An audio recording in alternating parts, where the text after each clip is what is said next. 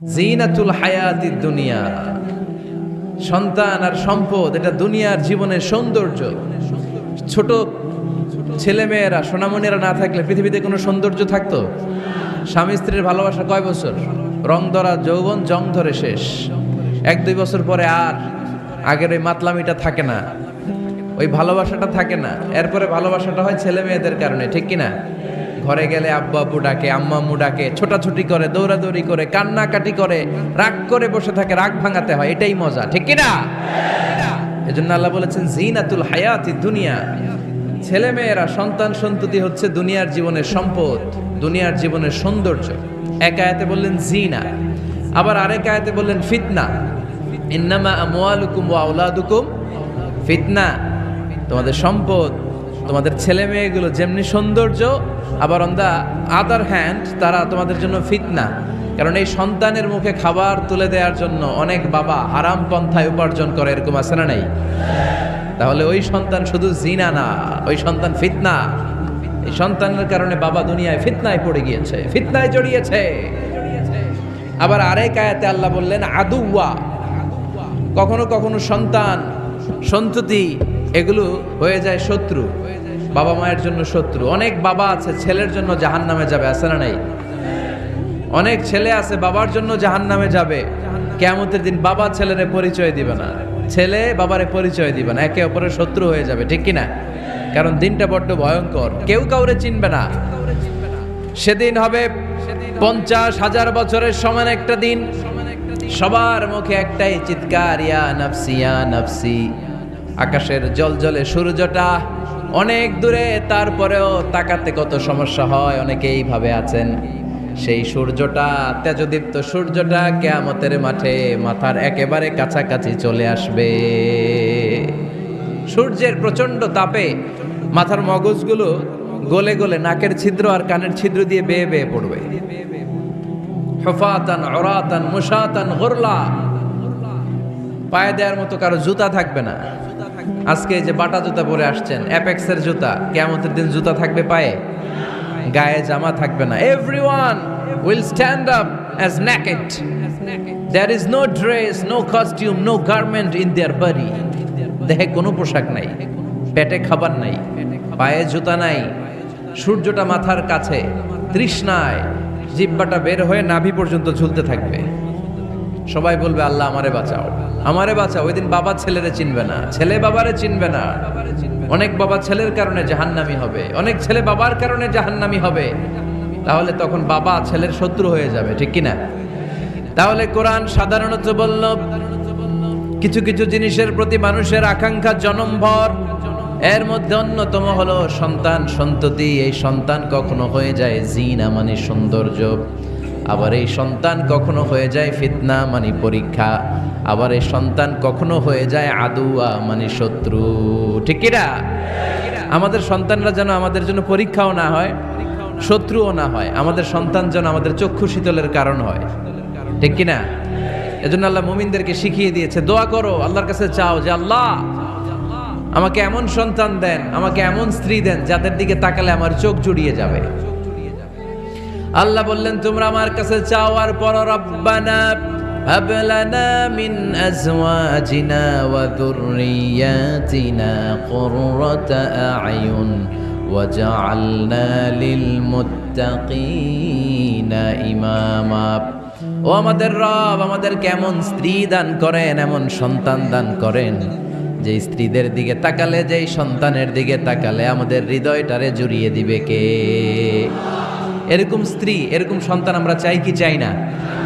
ঘরে ঢুকার পরে স্ত্রীর দিকে তাকালে কলিজা ঠান্ডা হয়ে যায়, সন্তানের দিকে তাকালে হৃদয়টা জুড়িয়ে যায়। এরকম সন্তান আমরা চাই না? কথা বলতে হবে, চাই কি চাই না? এরকম সন্তান কেমন করে আপনারা গঠন করবেন, কেমন করে সন্তানকে মানুষের মতো মানুষ বানাতে হয়, এ নিয়ে কিছু কথা আজকে আমরা শুনবো। মনোযোগ আছে? কষ্ট হচ্ছে না তো? আমি যতক্ষণ আছি ততক্ষণ থাকবেন? কারা কারা?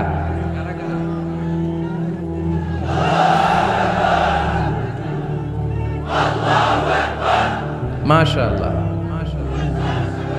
মাশাআল্লাহ। তাহলে থাকেন আমার সাথে, বসেন, কথা বলি কিছু। আসলে এগুলো খুব জরুরি ওয়াজ। কি করে ফ্যামিলি ঠিক করবেন, কি করে দাম্পত্য জীবনটাকে সুখময় করবেন, কি করে সমাজটাকে ভারসাম্যপূর্ণ করবেন, কি করে ছেলে মেয়েদেরকে মানুষের মতো মানুষ করবেন, এগুলো জানার দরকার আছে না নাই? এর কারণ আমি প্রায়ই বলি, খেয়াল করে শুনেন, খুব জরুরি কথা, এদিক সেদিক তাকানো যাবে না, সময় কম। আমার দিকে তাকান, আমার দিকে তাকান। এই পৃথিবীতে গরুর পেট থেকে যেটা বেরোয় ওটা গরু হয়ে যায়, ছাগলের পেট থেকে বেরোলেই ছাগল হয়ে যায়, মুরগির পেট থেকে বেরোলেই মুরগি হয়ে যায়, কিন্তু মানুষের পেট থেকে বেরোলেই ওটা মানুষ হয়ে যায় না, ওটার মানুষ করতে হয়, মানুষ বানাতে হয়, ঠিক কিনা? খালি চোখে আপনি যা দেখেন সব কিন্তু মানুষ না, এগুলো জনসংখ্যা। এগুলো কি? বাড়ছে জনসংখ্যা, কমছে মানুষ।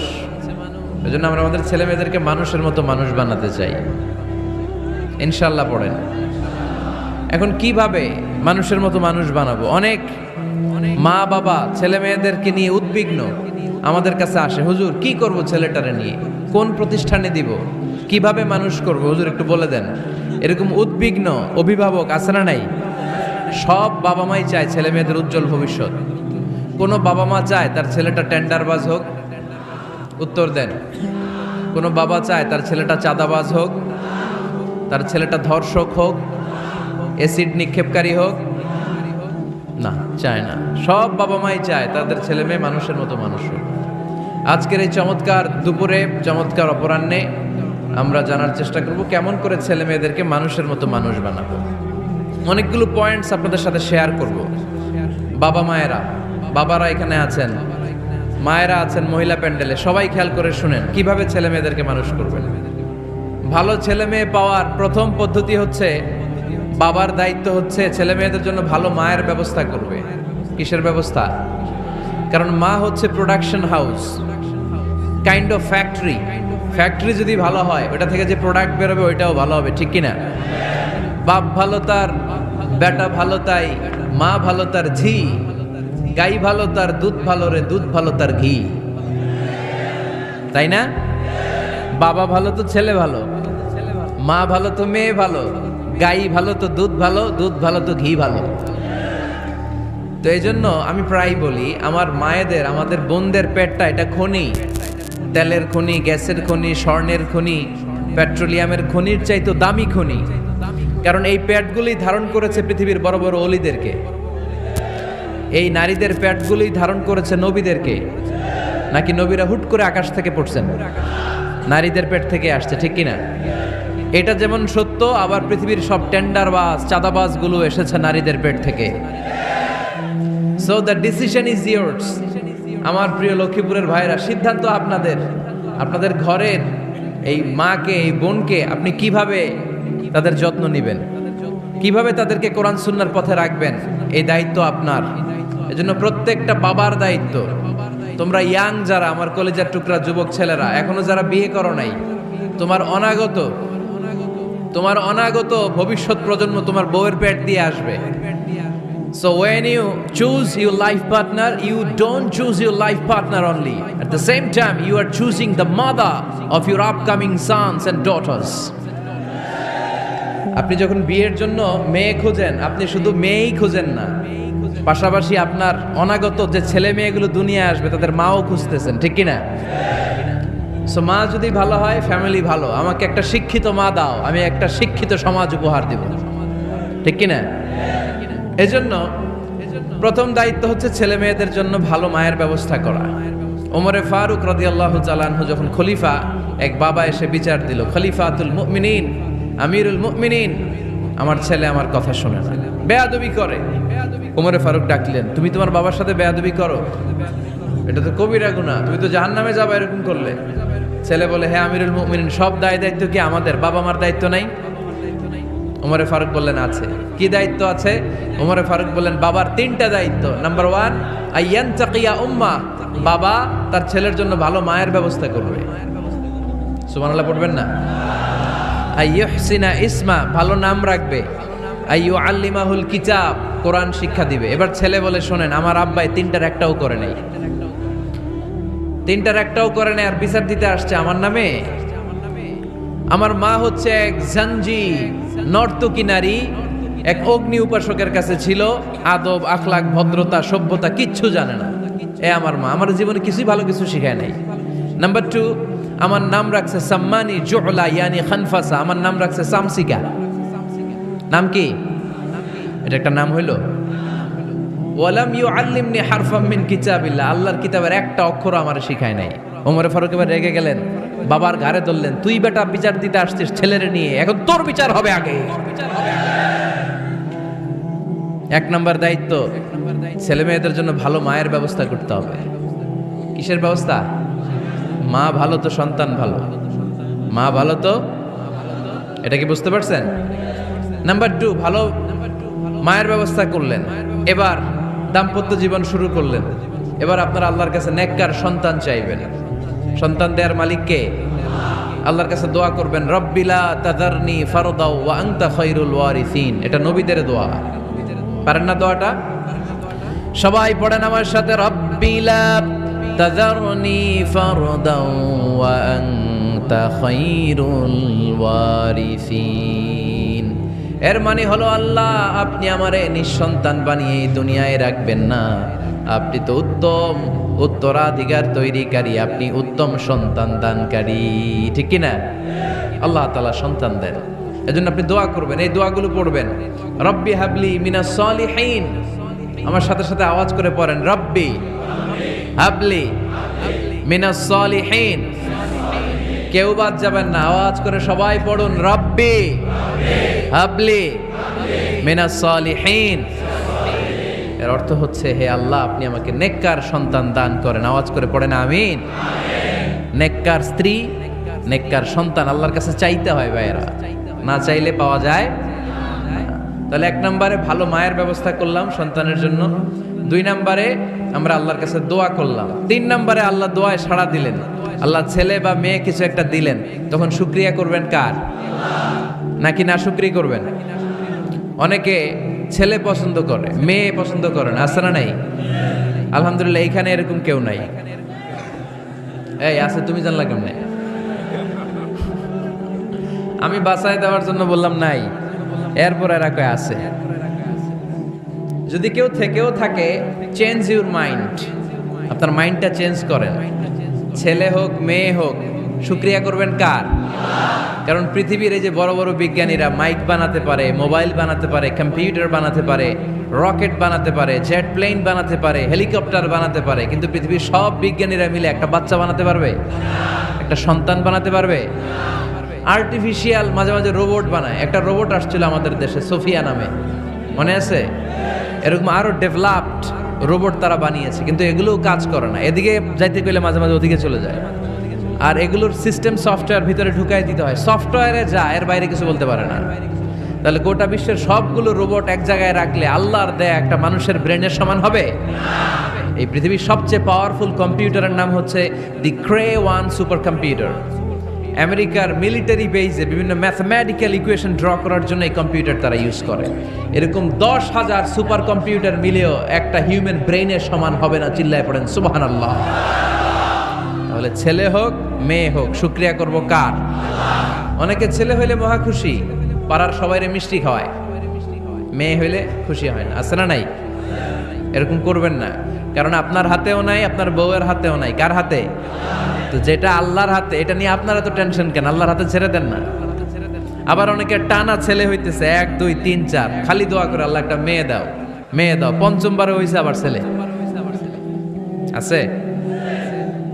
আবার অনেকের টানা মেয়ে হইতেছে 5টা মেয়ে, খালি দোয়া করে আল্লাহ একটা ছেলে দাও। 6ঠবারও হইছে মেয়ে।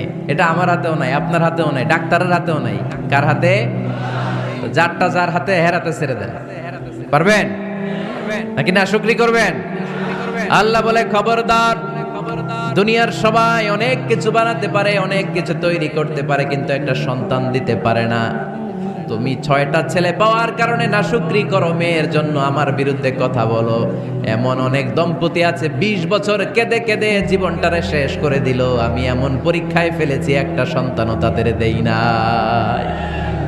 আল্লাহ অনেকের কিছু দেন নাই। ছেলে দেয় কে? সবাই বলতে হবে, ছেলে দেয় কে? মেয়ে দেয় কে? ছেলে মেয়ে দুইটাই দেয় কে? আবার কাউরে ছেলেও দেন না, মেয়েও দেন না। তিনি কে? এজন্য তিনি বললেন ইয়াহাবু লিমান ইয়াশাউ ইনাসান ওয়া ইয়াহাবু লিমান ইয়াশাউ যুকুর আও ইউযাওয়িজুহুম যুকরানান ওয়া ইনাসা ওয়া ইয়াজআলু মান ইয়াশাউ আকিমা ইন্নাহু আলিমুন কাদির। পড়েন সুবহানাল্লাহ।